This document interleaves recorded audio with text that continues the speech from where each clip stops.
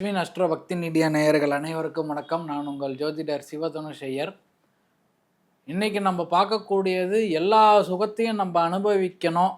அதுக்கு அனுபவிக்கிறதுக்கு நாங்கள் என்ன பண்ணணும் சார்? நல்ல லக்ஸுரியாக வாழணும் சார், கம்ஃபர்ட்டாக இருக்கணும் சார் அப்படின்றது நிறையா பேர் நம்ம யோசிக்கிறோம். அதுக்கான பொருளாதார நிலைகள்ன்றது நம்ம இறைவன் கொடுப்பான். நம்ம நம்பணும் ஒரே ஒரு விஷயம். இந்த 4ஆம் இடம் அப்படின்றது தான் உங்களுக்கு சுகஸ்தானம் அப்படின்றத சொல்லக்கூடிய ஒரு இடம். இந்த 4ஆம் இடத்துல பாவ கிரகங்கள் அமைஞ்சிருச்சு, இல்லை உங்கள் பாதகாதிபதி போய் அங்கே உட்காந்துட்டாருன்னா சுத்தம் கேட்கவே வேணாம். ஏன் சார் ஆரம்பத்திலே இப்படி பேசுகிறீங்கன்னு நினைப்பீங்க. இந்த கஷ்டங்கள்லாம் இருக்க தான் செய்யும்.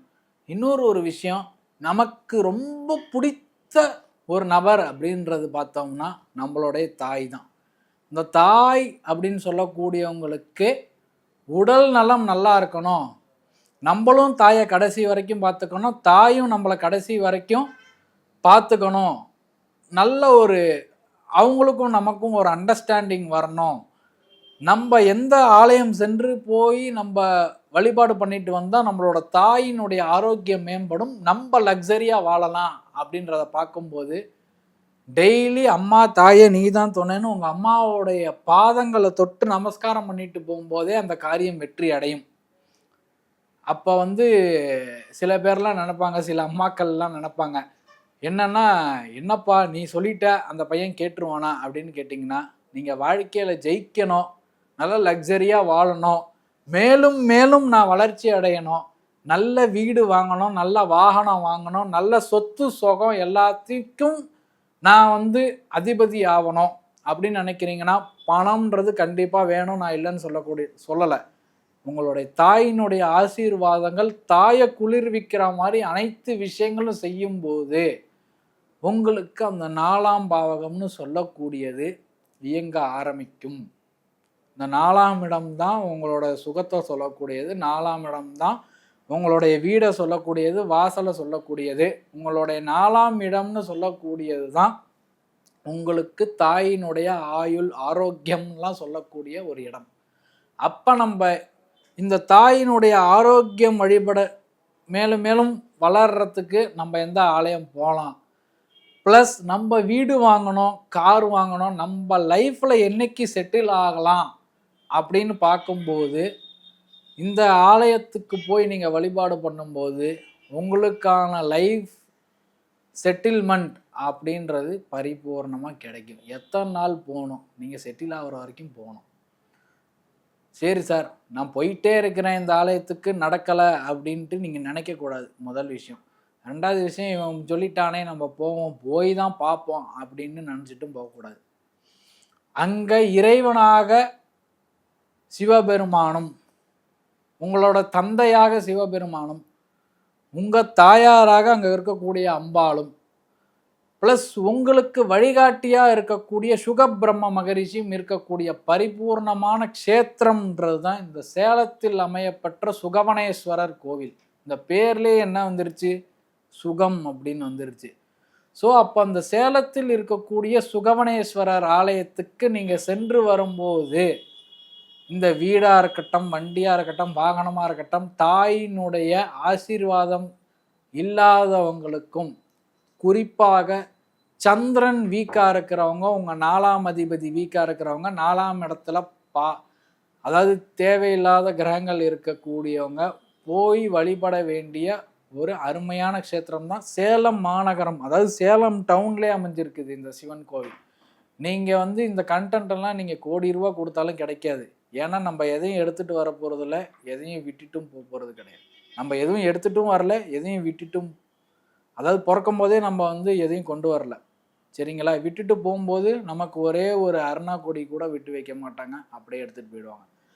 நம்ம இருக்கும்போது 4 விஷயங்கள் நல்லது செஞ்சுட்டு போகணுன்ற நோக்கத்தில் தான் இந்த டெம்பிள்ஸ் ஆனது நான் தரேன். எந்த விதமான ஒளிவு மறைவும் இன்றி நான் உங்களுக்கு தரேன். இதில் பார்த்துட்டு ஒரு 100 பேரில் ஒரு 10 பேராவது பாசிட்டிவ் ரிசல்ட்டுன்றதை கண்டிப்பாக தருவீங்கன்றதை நான் நம்பி தான் அந்த ஆலயம்லாம் சொல்கிறேன் உங்களுக்கு. அப்போ நீங்களும் போய் பரிபூர்ணமாக பிரார்த்தனை பண்ணிட்டு வரக்கூடிய ஒரு அற்புதமான க்ஷேத்திரம். உங்களுக்கு நான் சொன்ன மேற்கொண்ட பிரச்சனைகள் இருக்குது, வீடே அமைய மாட்டேங்குதுன்னு நினைக்கிறவங்களும் இந்த சுகவனேஸ்வரர் கோவில் சென்று வழிபாடு பண்ணிட்டு வரும்போது உங்களுக்கு சிறப்பாக வேலை செய்யும். சார் என்னைக்கு போகலாம்? திங்கட்கிழமை போகலாம், ரொம்ப விசேஷகரமான நாள். இந்த சந்திரன்றவர் சப்போர்ட் பண்ணால் தான் உங்களுக்கு வீடுன்றது அமையும். குறிப்பாக எந்த காலகட்டங்கள் எனக்கு வீடு அமையும்னா, உங்களுக்கு தசாபுத்தி நடக்கக்கூடிய கிரகத்தோட சந்திரனானவர் தொடர்பில் வரக்கூடிய காலகட்டங்கள் நீங்கள் வீடு அமைச்சிக்கலாம். சார் நான் நாகர்கோவிலேருந்து வீடியோ பார்க்குறேன், நான் சென்னையிலேருந்து வீடியோ பார்க்குறேன், அடிக்கடி சேலம் போயிட்டு வரலாமா, சேலம் போயிட்டு வர முடியுமான்னு நினைப்பீங்க. கண்டிப்பாக இந்த ஆலயத்துக்கு ஒரு 4 முறை போயிட்டு வாங்க.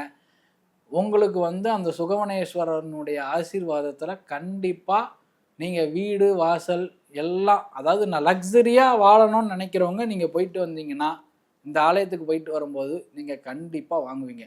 நான் சொல்லிட்டேன் ஏற்கனவே ரூல்ஸு. 4ஆம் இடம் தான் இதுக்கு, ப்ளஸ் சந்திரன். இந்த சந்திரன் கெட்டு போனவங்களும், அதாவது கெட்டு போகிறதுன்றதை நம்ம கிரகத்தை சொல்லக்கூடாது. சந்திரன்றவர் உங்களுக்கு தேவையில்லாத துர்ஸ்தானங்களில் அமையும் போது, இல்லை உங்களுக்கு அதாவது தேவையில்லாத கிரகத்தினுடைய இணையும் போது, நீங்கள் ப்ளஸ் உங்களோட 4ஆம் இடம் 4ஆம் அதிபதி, இந்த காம்பினேஷன்ஸில் எந்த பிரச்சனை, 4ஆம் பாவகத்து ரிலேட்டடாக எந்த பிரச்சனைனாலும் இந்த சுகவனேஸ்வரர் ஆலயம் சென்று வழிபட்டுட்டு வரலாம். குறிப்பாக என்றைக்கு போகலான்னு கேட்டிங்கன்னா, திங்கட்கிழமை தான் ரொம்ப விசேஷம்னு ஏற்கனவே சொல்லியிருக்கேன். ப்ளஸ் உங்களுடைய ஜாதகத்தை, அதாவது நம்ம சொல்லிட்டோம் நடக்கலை அப்படின்றத கீழே கமெண்ட்டில் போடுறீங்க. அது போடுறது தப்பு கிடையாது. உங்களுடைய சுயஜாதகத்தை பரிசோதனை செய்துட்டு உங்களுக்கான நாளை தேர்ந்தெடுத்துட்டு உங்களுக்கான நேரத்தை தேர்ந்தெடுத்துட்டு போகும்போது அங்கே சூப்பராக கிளிக் ஆகிடும் உங்களுக்கு.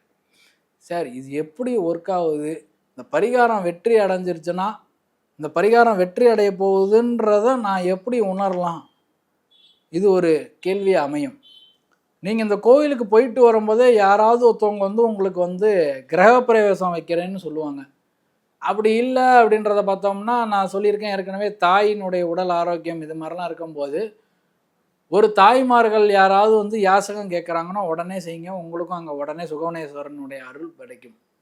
சரி, வேற என்ன இதுக்கான நிமித்தம் நமக்கு அடுத்து பாசிட்டிவான சூழ்நிலை இந்த கோவில் போயிட்டு வரும்போது உருவாகும் அப்படின்றத பார்க்கும்போது, அதாவது நான் சொல்லியிருக்கேன் ஏற்கனவே அது போல் இந்த வயசானவங்களுக்கு அந்த 60ஆம் கல்யாணம் செய்யக்கூடிய ஒரு சுச்சுவேஷன்லாம் வரா மாதிரி உங்களுக்கு பத்திரிக்கை தராங்க. இல்லை நானே போகிற வழிக்கு அதாவது நீங்கள் ட்ராவல் பண்ண வேலை பார்த்தோம்னா யாராவது இடித்து கட்டிகிட்டு இருப்பாங்க. இதெல்லாம் தான் உங்களுக்கு பரிகாரம் நம்ம சொல்லக்கூடிய விஷயங்கள்லாம் இந்த கர்மா காலச்சக்கரான்னு ஒரு கான்செப்ட் சொல்லுவாங்க. அது போல் உங்களுக்கு அந்த நிமித்தம் அப்படின்றது வேலை செய்யும் அப்படிங்கிறத நீங்கள் கன்ஃபார்ம் பண்ணிக்கலாம். இந்த கோயிலுக்கு போயிட்டு வந்துட்டேன், இந்த கோயிலுக்கு நீங்கள் போயிட்டு வரும்போது நான் சொன்ன நிமித்தம் எப்படின்னா, ஒரு வீடு கட்டுறாங்க, இல்லை ஒரு புது கார் நீங்கள் கார் வாங்கணும்னு போவீங்க, உங்களுக்கு ஆப்போசிட்லேயே நீங்கள் அந்த கோவில் வழிபாடு பண்ணிட்டு வரும்போது அந்த பூஜைக்கோ இல்லை எதுக்கோ புது கார் ஒன்று போகுதுன்னா அந்த இறைவன் உங்களுக்கு அனுகிரகம் செய்ய போகிறார் என்று இதற்கான அர்த்தம். நன்றி நேயர்களே, நன்றி, வணக்கம். நான் எப்போதும் சொல்கிறது தான், அஸ்வின் அஸ்ட்ரோ பக்தி மீடியாவை லைக் பண்ணுங்கள், ஷேர் பண்ணுங்கள், சப்ஸ்கிரைப் பண்ணுங்கள், கமெண்ட் பண்ணுங்கள். உங்களுக்கு எந்த டவுட்ஸ் அப்படின்னாலும் நீங்கள் என்னை தொடர்பு கொள்ளலாம். உங்களுக்கு இந்த கான்செப்டில் என்ன சந்தேகம்னாலும் கேட்கலாம், தவறில்லை. நான் ஓய்வு இருக்கக்கூடிய நேரத்தில் கண்டிப்பாக நான் உங்களுக்கு ரிப்ளை பண்ணுவேன். நீங்கள் என்ன பண்ணலான்னா, கால் பண்ணுறதுக்கு பதிலாக ஒரு வாட்ஸ்அப் மெசேஜாக போட்டிங்கன்னா நான் ஓய்வு இருக்கக்கூடிய நேரத்தில் கண்டிப்பாக உங்களுக்கு ரிப்ளை பண்ணுவேன். நன்றி நேயர்களே.